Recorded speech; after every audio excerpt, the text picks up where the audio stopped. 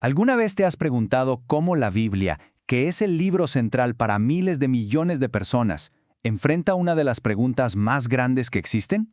¿Dios existe? Bueno, la respuesta que da quizás te sorprenda. Vamos a sumergirnos en este viaje. Bienvenidos al podcast de Escudriñando las Escrituras. Ok, vamos directo al grano. La pregunta clave de hoy es esta. ¿Qué tipo de argumentos filosóficos o, no sé, pruebas lógicas usa la Biblia para demostrar que Dios existe? Uno esperaría encontrar, pues, todo un debate, ¿no? Y aquí viene lo interesante. La respuesta es que no lo hace. La Biblia no intenta probar la existencia de Dios como si fuera una teoría científica. Para la Biblia, la existencia de Dios no es una hipótesis que hay que defender, es el punto de partida de todo. Es el hecho más fundamental y evidente del universo. Entonces, si no lo prueba, ¿cómo lo presenta? Bueno, para entenderlo, tenemos que empezar por donde empieza la Biblia misma, en el Antiguo Testamento.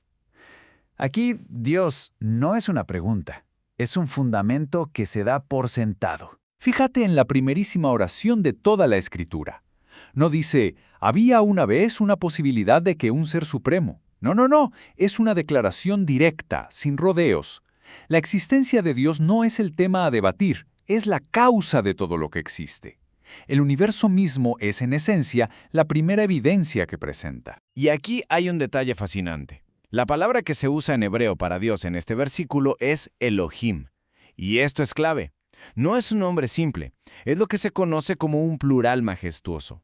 Ojo, no significa que haya muchos dioses, para nada. Lo que transmite es la idea de que el único Dios posee la plenitud de todo poder, de toda grandeza. Su existencia es tan inmensa que una sola palabra en singular como que se queda corta para describirlo. Y esta revelación de quién es Él no es algo estático, no se queda ahí. A lo largo del Antiguo Testamento vemos cómo se va desplegando poco a poco. En los primeros 5 libros, el Pentateuco se revela como el creador y el que da la ley. Luego en los libros históricos lo vemos actuando como el Señor de la historia de Israel. En los libros poéticos, como los Salmos, se vuelve una presencia personal, alguien con quien se puede hablar. Y con los profetas es la voz que guía, que juzga y que da esperanza. Cada sección, pues, le añade una nueva capa a nuestra comprensión de Él. Y de repente, en un momento clave de la historia, allá en el libro de Éxodo, Dios da un paso más allá. Ya no es solo Elohim, el Dios todopoderoso y creador. Ahora revela su nombre personal, IHVV. Este nombre viene de una frase increíble que le dice a Moisés, «Yo soy el que soy». ¿Y qué significa esto? Es algo profundo. Significa que Él no depende de nada ni de nadie para existir. No tiene un principio. Él simplemente es. Es el ser autoexistente, la fuente original de todo lo que existe. Así que, resumiendo, el Antiguo Testamento no se sienta a argumentar, demuestra. Demuestra el poder de Dios sobre la naturaleza, con las plagas en Egipto. Muestra su soberanía sobre la historia en el auge y caída de reyes. Se presenta como la única y verdadera fuente de sabiduría. Valida su palabra con profecías que se cumplen al pie de la letra. Y de una forma muy potente, lo pone en contraste directo con los ídolos de madera y piedra, esos dioses falsos que ni ven, ni oyen, ni pueden hacer absolutamente nada. Pero todo esto, todo el Antiguo Testamento, estaba preparando el escenario para el momento más impactante, el clímax de toda la revelación bíblica. Después de siglos de un Dios que hablaba desde nubes, desde zarzas ardientes, llega el momento en que Dios se hace visible. Y este es un punto de inflexión que de verdad lo cambia todo. Este versículo del Evangelio de Juan es, sin duda, una de las afirmaciones más radicales y revolucionarias de toda la historia humana. Piensen en esto. El Dios invisible, la mente detrás del cosmos, tomó forma humana. De repente, la existencia de Dios ya no es solo una verdad que se asume o que se demuestra a la distancia.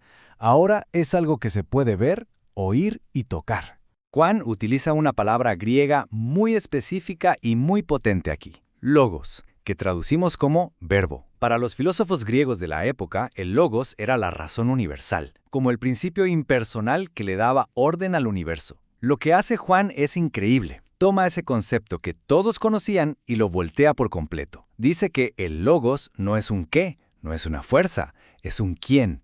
Y ese quién es Jesús. Él es la lógica, la razón y la palabra de Dios hecha persona. Por eso los evangelios nos presentan a Jesús de una manera inconfundible. no era solamente un buen maestro o un profeta más. Él afirmó ser uno con Dios Padre. Hizo milagros que solo Dios podría hacer, como calmar tormentas con su voz. Hizo algo que era exclusivo de Dios, perdonar pecados. Y al final, su resurrección es presentada como el sello de aprobación divino, la validación final a todo lo que Él dijo y fue. Pero la historia no termina con la resurrección de Jesús.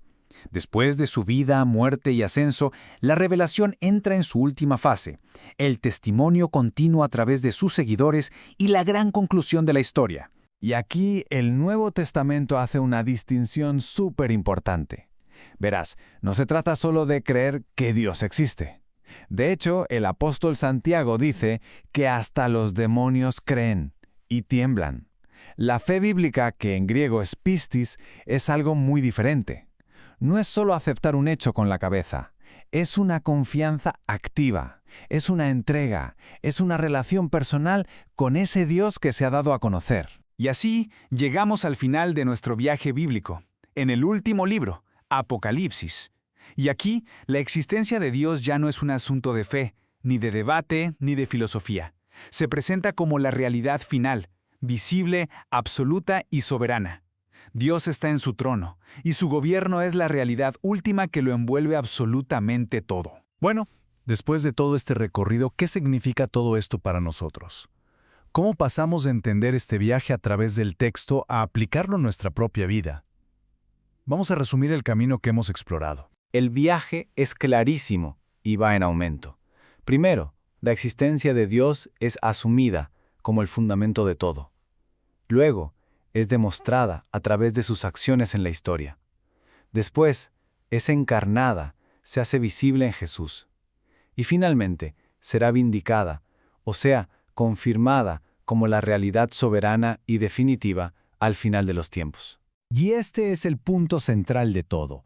El propósito de esta narrativa inmensa no es ganar un argumento filosófico en un salón de clases. La Biblia no te ofrece una prueba fría para un debate, sino que te presenta un testimonio apasionado y abrumador que te invita a encontrar una relación personal con este Dios que se ha esforzado tanto por revelarse. Y esto nos deja con una última pregunta, pero esta no es para la mente, es más bien para el corazón. Sabiendo que la Biblia describe todo este viaje de revelación, desde la creación hasta Cristo y hasta el final, la pregunta es, ¿en qué etapa de ese viaje para conocerlo te encuentras tú? Este podcast fue creado por Saulo Ricaldi. Espero haya sido de tu agrado y te espero en el próximo episodio de Escudriñando las Escrituras.